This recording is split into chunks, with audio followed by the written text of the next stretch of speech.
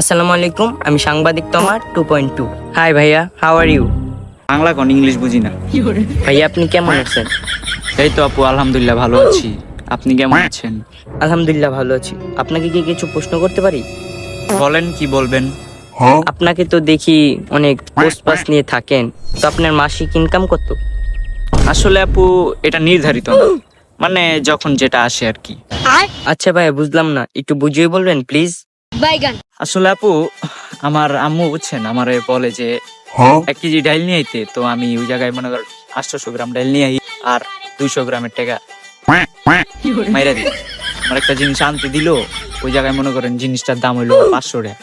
আমি বাইতে চাই কই যে 1000 টাকা, আর 500 টাকা কি মেরে দিই। স্কুলে মনে করেন জেমিতি বক্সের ব্যাটারি লিখে লই, ওটা আবার এক্সট্রা ইনকাম।